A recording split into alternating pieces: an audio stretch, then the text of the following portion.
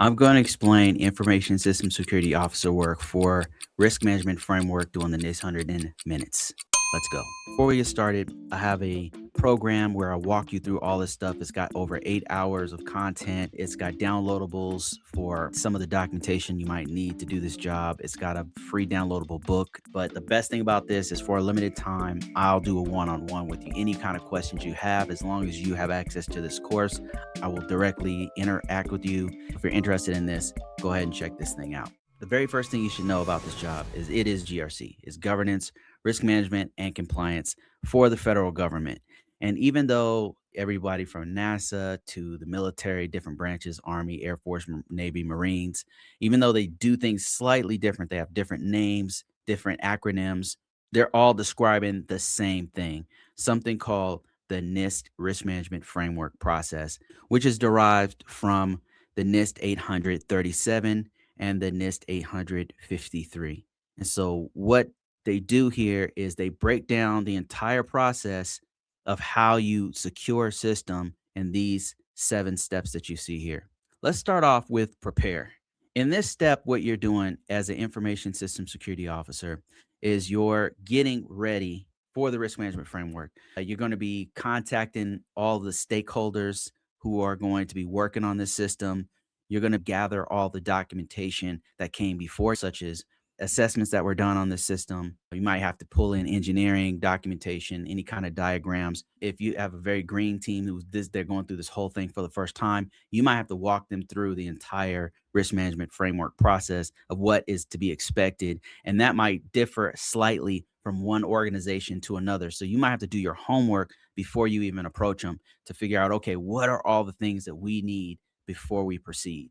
Let's move on to categorization. So you see here with categorization in this diagram, we're referring to the FIPS 199, and those will act as like a guide to point you in the right direction. To be honest with you, categorization is normally done by the organization itself. What you're going to do is you're going to characterize the actual system. You're going to start gathering information on what the system does, the purpose of the system, the mission of the system. If you can gather some old documents that already have all this stuff and then update it, that is really best. But sometimes you got to actually write this stuff from scratch. That's why you need the points of contact. Those subject matter experts are going to be the ones who know every aspect of the system. Your main source documentation is FIPS 199. Like I said, this is not something we do, but if they need your guidance on this stuff, this right here is a great document that breaks it down. So you've got a low, a moderate, and a high. That is based off the information that the systems are processing. Once the organization has successfully categorized the system, now we get to the selection of controls. We can't select the controls without knowing what the security categorization is. Is it a low, a moderate, or a high? You can go to a document called the NIST 853B. It will list different controls that you need for that categorized system. What you'll see is that if it's categorized as a high, you'll have way more controls than if you categorize it as a low. One of the main things that we have to do is tailor the controls.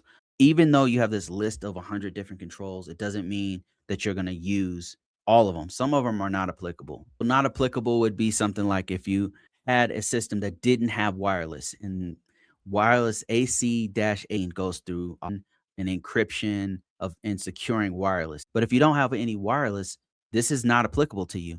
Another thing you might tailor out is security features that are controlled by another organization. This is called a common control provider, another organization that provides the security and management of this control. A good example of this would be physical security controls. Normally, these are controlled by other subject matter experts who are focused on physical security. So you would tailor these to fully inherited from another organization. You're going to assign and designate them as either common controls, which means they're fully inherited by someone else, hybrid, where an organization halfway controls them and then you control part of them, and then specific controls. You're going to designate each one of the controls as one of those things: system specific, hybrid, or common controls. This is where your system security plan starts to take shape. Your guidance for that is NIST 818. which is here. The organization will already have this. They'll have some kind of a template that you can use, or these days they'll have a database or some kind of system like Archer or Exacto or EMAS or CSAM or some kind of database type content management system that does all this for you. Whatever shape it takes, it's going to have certain things in it where it describes the system, it describes the controls, it describes the risk at a high level. Next is implementation. The level of effort for an information system security officer, this is where it really depends on your job description. Because I've had jobs where I was embedded and working directly with the system administrator, like side by side, going through a checklist to secure a system where we have to install it from scratch and put all the security controls. And I've had other ones where I didn't have any kind of hands on whatsoever. And I was just doing the documentation. I found that some of the best resources for implementation in the federal government have been a site called cyber.mil/STIGs, where they have security technical implementation guides. They're so well done that they're used all over the place. But usually you're going to use the vendor. If you're using Microsoft, if you have some kind of connection with AWS, so let's say you're doing cloud stuff, you might have to work with the technical account manager. If you're with AWS or if you're with Azure or something, you or your team will be working with some vendor that has all of the patches or things that are needed to actually install the software. And in some cases, even developers. Moving on to the assessment steps. This comes in different shapes and forms. You can actually do a self assessment. In fact, it's best to do a self assessment before it goes to a third party assessor. And all this means is that you're looking if the controls are implemented, and then if so, how effective they are. They're looking at the security and privacy of your system. They're looking at all the plans and the documentation in place, remediation actions. They're really focused on what you do as an organization. Do you have a framework in place to take care of vulnerabilities if they come? Are you doing what you're supposed to do continuously? A lot of times you are the main point of contact when a third party assessor comes in. You're like a liaison between the system team a lot of times and the security control assessor team. If you want to go really deep into this, it's NIST 853A Rev 5. It goes into every single control, how assessments are supposed to be done, what assessors are supposed to look at. Once the package is done, it goes to what's called an AO, or an authorization official. And this is normally like the CIO, it can be the CEO, it can be the head of agency, it can be somebody the head of agency has designated in this position. And they'll normally have a whole team to look at the entire package. They're going to look at all the controls. They're going to look at any kind of plan of action and milestones. They're going to look at everything. Where you come into play is sometimes you might have to present the reasons why, say, a certain part of the system wasn't able to be properly fixed. You might come in and have to explain why that is. The actual authorization of this is out of your hands. At this point, it's a team effort. You've had assessors involved, you've had the system team, project managers, you've had maybe developers. Everybody as a team are coming forward with this package saying, here's what we have, here's the risk. And the authorizing official's job is to take that risk. The final step in this process is monitoring. This right here is probably one of the things that varies the most.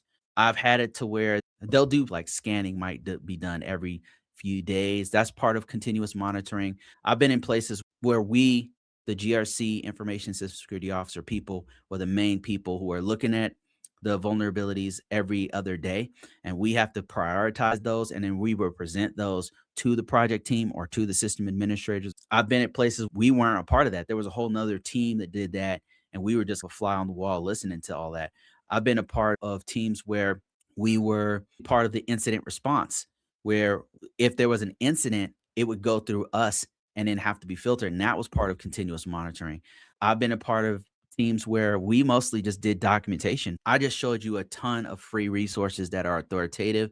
But if you want more, what I can do is help guide you through this using hours and hours of video that breaks this down at your own pace, coming from a perspective of somebody who's been doing this for over 20 years. And you can contact me directly for a limited time. If you just like the conversation and you want to keep this going, you happen to be in GRC or an information system security officer, you want to have more of a conversation, then you can actually join us at login.convocourses.com, where we talk about this kind of stuff on a regular basis. See you on the next one.